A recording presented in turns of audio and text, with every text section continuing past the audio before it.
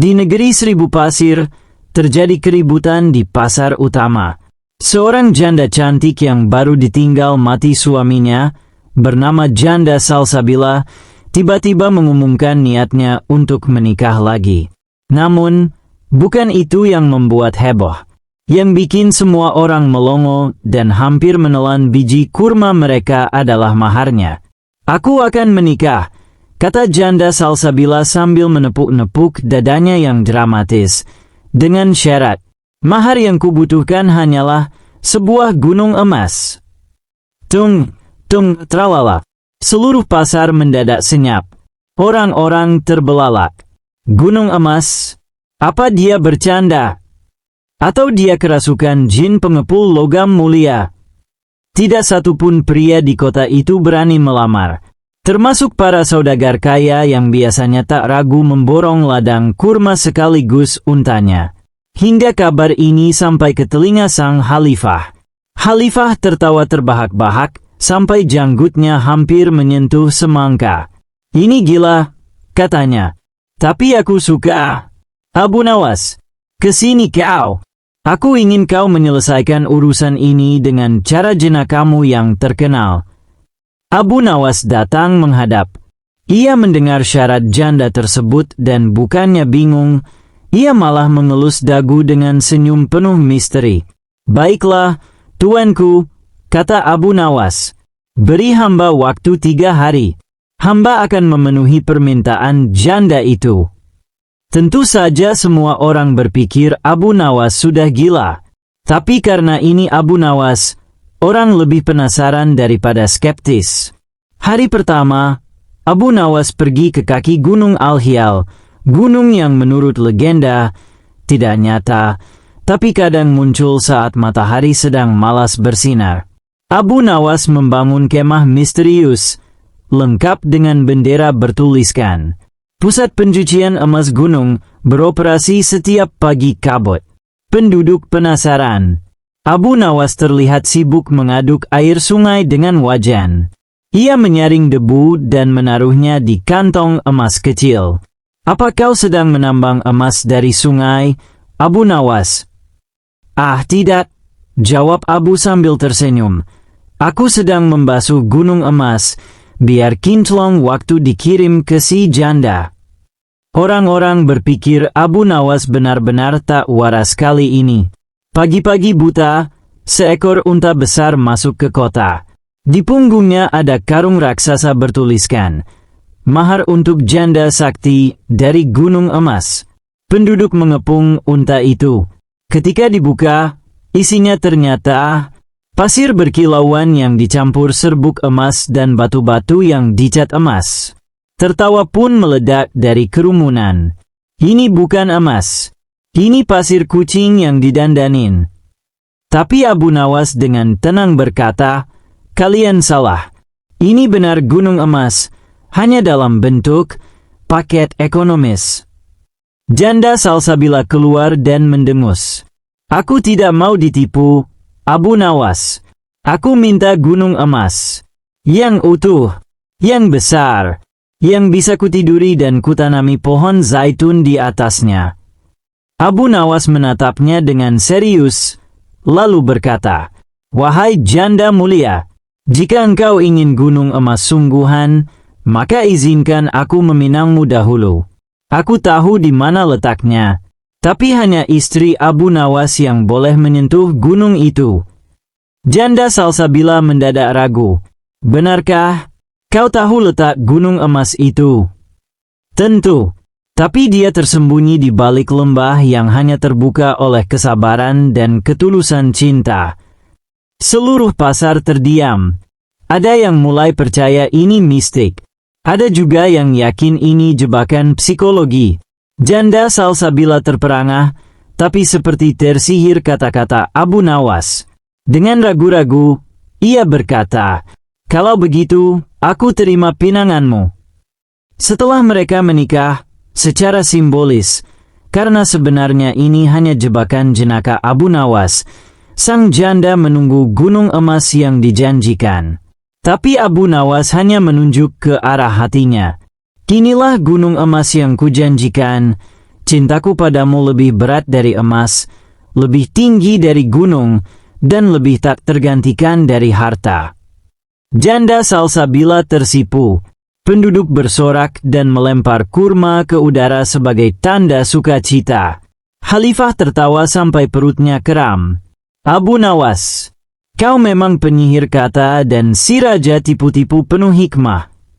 Setelah kejadian itu, sang janda malah mendapatkan banyak hadiah dari para saudagar yang tersentuh oleh kisahnya. Ia tak jadi menikah dengan Abu Nawas, karena semuanya hanya bagian dari taktik bijak dan lucu. Dan gunung emas, masih belum ada yang menemukan yang asli. Tapi kata Abu Nawas, emas yang sejati adalah akal sehat dan tawa yang tak habis dikuras. Setelah kehebohan soal gunung emas tak kasat mata, para penduduk mengadakan perayaan 1 minggu penuh. Tapi di balik tawa dan kemeriahan, muncul suara-suara sumbang dari para penasihat kerajaan. Tuanku, kata penasihat ekonomi kerajaan sambil mencatat di atas papirus, Abu Nawas telah berhasil membuat janda itu menyerah tanpa sebutir emas pun. Tapi apa yang terjadi bila semua wanita menuntut gunung emas juga? Khalifah mengangguk-angguk. Ia merasa bangga, tapi juga penasaran. Aku ingin tahu, gumam sang khalifah dengan wajah serius. Apa yang sebenarnya terjadi? Apakah Abu Nawas menggunakan sihir? Atau hipnosis dari negeri Sinbad? Karena penasaran, sang khalifah memanggil Abu Nawas kembali ke istana. Abu Nawas pun datang dengan senyum sumringah, membawa serikat daun zaitun dan segelas susu unta.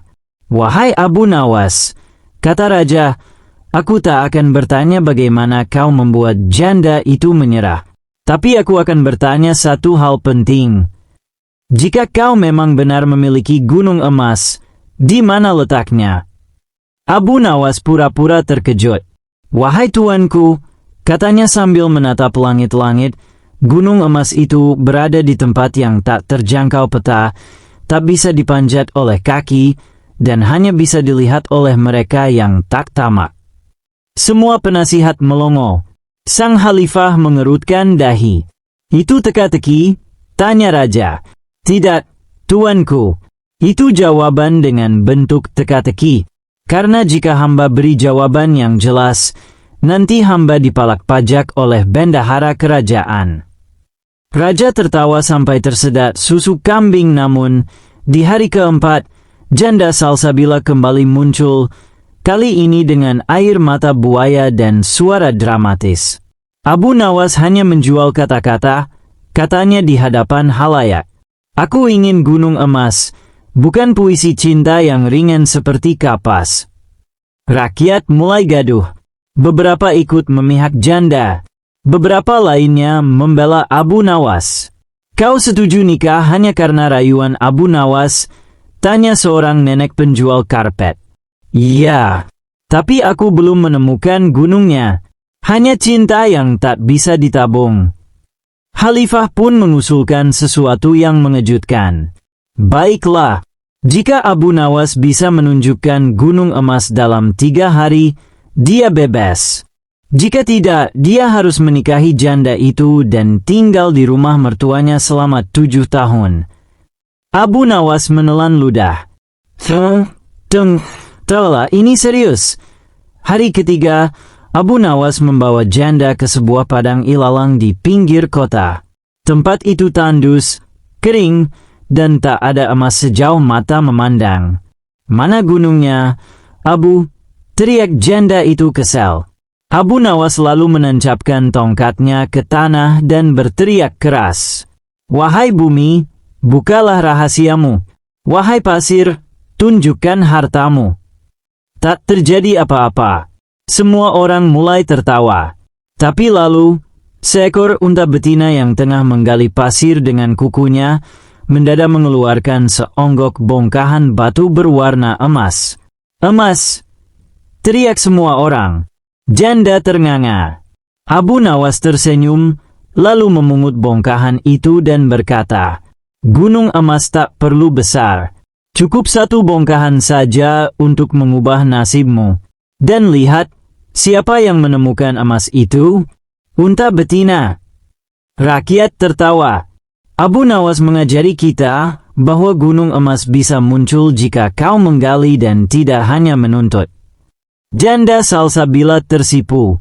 Ia menyadari bahwa selama ini ia hanya menunggu harta, bukan berusaha menggali kebahagiaan. Setelah peristiwa gunung emas palsu dan si unta yang menggali emas, para penasihat kerajaan mulai cemas. "Tuanku," kata bendahara kerajaan sambil menghitung biji zaitun, "kami khawatir Abu Nawas bisa menginspirasi seluruh rakyat untuk minta emas dari unta. Dan kalau semua janda minta mahar gunung, kita bisa bangkrut sebelum musim kurma." Akhirnya, sang khalifah mengumumkan, "Kita adakan sidang rakyat. Kita uji apakah Abu Nawas benar-benar punya akal, atau hanya penjual hayalan." Tung, teng, tralala. Seluruh kota berbondong-bondong ke alun-alun kerajaan. Dibangunlah sebuah mahkamah aneh. Hakimnya, Sultan Agung bergelar Tuan Penghukum Tukang Ngeles. Juri-jurinya, ada tukang sihir yang selalu curiga, penjual emas palsu, dan seekor unta betina yang dipakaikan jubah. Abu Nawas, ia datang dengan tenang sambil membawa sepotong semangka dan sepiring baklava. Janda Salsabila berdiri dengan wajah menyala. "Wahai Majelis Agung, Abu Nawas mempermainkan hatiku dan memberiku harapan palsu dengan gunung tak kasat mata." Abu Nawas berdiri dengan santai dan menjawab, "Wahai janda mulia, bukankah yang kau minta bukan cinta, tapi logam mulia? Dan bukankah aku memberimu sesuatu yang lebih berkilau dari emas, yaitu viralitas?" Seluruh rakyat tertawa. Bahkan unta juri mendengus sambil mengunyah rumput. Hakim lalu berkata, "Abu Nawas, jika kau benar punya gunung emas, buatlah hujan ken emas turun dari langit dalam waktu 1 hari." Semua melongo. Abu Nawas diam, menatap langit, lalu berkata, "Hamba mohon waktu 1 malam.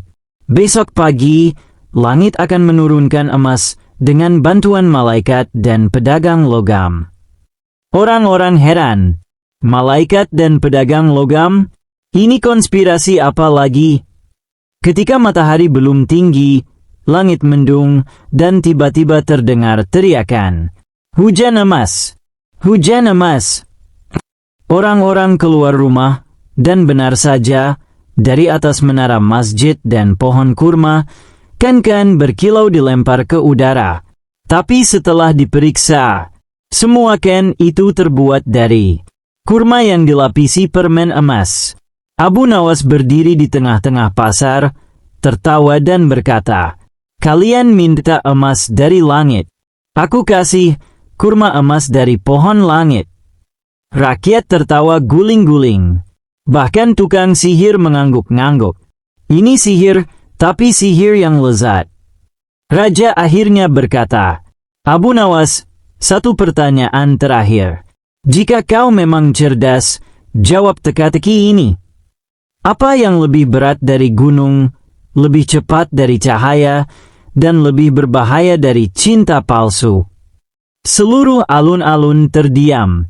Abu Nawas mengelus janggutnya, lalu menjawab, "Janda yang tersinggung karena dijanjikan gunung emas dan tidak diberi apa-apa." Seluruh rakyat tertawa sampai unta juri pingsan. Tertawa terbahak-bahak. Sebagai hukuman atau hadiah, tidak jelas juga, sang khalifah justru memberikannya mahar untuk Abu Nawas.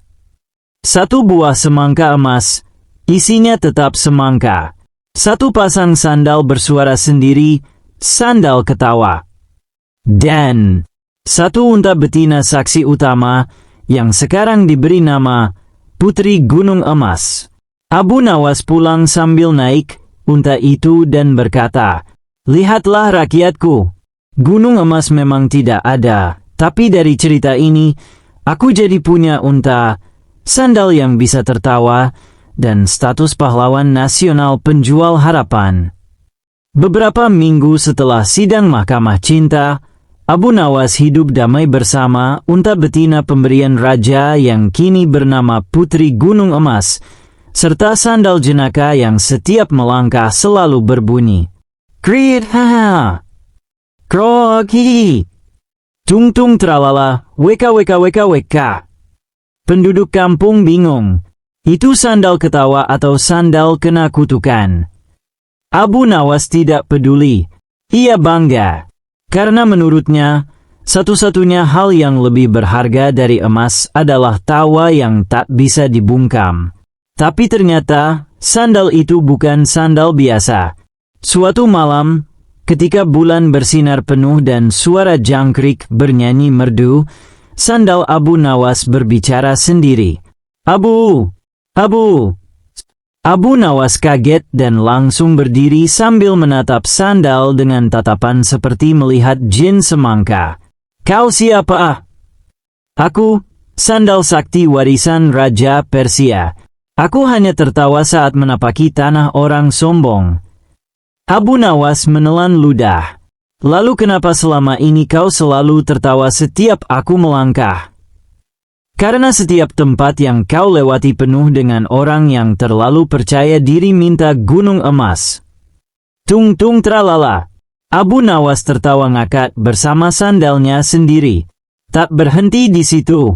Keesokan harinya, Putri Gunung Emas si unta tiba-tiba menatap Abu Nawas dan berbicara, "Abu, saatnya kau tahu kebenaran." Abu Nawas kembali melongo. "Ini bukan hari biasa. Aku bukan unta biasa. Aku dulunya jin penjaga gunung emas yang dikutuk jadi unta oleh Raja Tamak dari masa lalu. Dan hanya seseorang yang bisa membuat janda tertawa dan raja bingung yang bisa membebaskanku."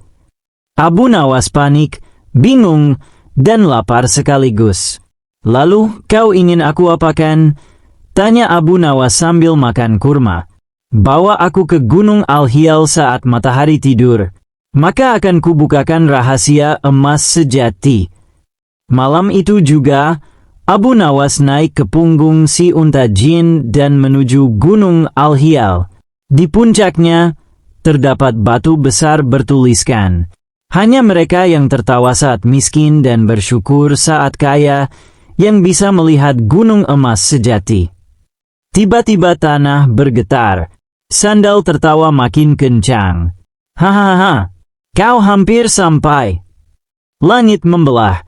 Kilatan cahaya emas muncul dari balik batu. Abu Nawas menutup mata, dan ketika ia membukanya kembali, di depannya berdiri seorang lelaki tua berjubah emas, berjenggot pelangi, dan bermata seperti kaca permata. "Salam, Abu Nawas. Aku adalah penjaga gunung emas sejati. Selamat datang di alam emas kebijaksanaan." Di sekelilingnya terbentang pemandangan menakjubkan. Bukit-bukit yang terbuat dari kitab-kitab ilmu, sungai-sungai yang mengalirkan tinta dan logika, pepohonan yang berbuah kata bijak dan teka-teki. "Ini bukan gunung emas biasa," kata sang penjaga. "Ini adalah tempat semua pemikir, pelawak, dan filsuf berkumpul setelah berhasil menjual hal mustahil dengan cara masuk akal." Abu Nawas tersenyum, sandal tertawa makin keras, dan unta jin menjelma kembali jadi jin tampan, meski tetap berkuping unta. "Mulai hari ini, Abu Nawas," lanjut sang penjaga, "kau diangkat menjadi wakil resmi Gunung Emas Akal Sehat di dunia manusia." Abu Nawas kembali ke kota, tapi kini, setiap kali ada orang minta hal aneh, seperti rumah dari awan, suami dari rembulan, atau mahar dari es krim langit, mereka akan berkata, "Bawa dia ke Abu Nawas, sang wakil gunung emas akal sehat." Janda Salsabila, ia kini jadi pembawa acara reality show kerajaan. Siapa mau mahar gila? Bersama Abu Nawas dan sandal ketawanya, unta bekas jin kini membuka jasa konsultasi cinta. Bingung? Konsultasikan dengan unta.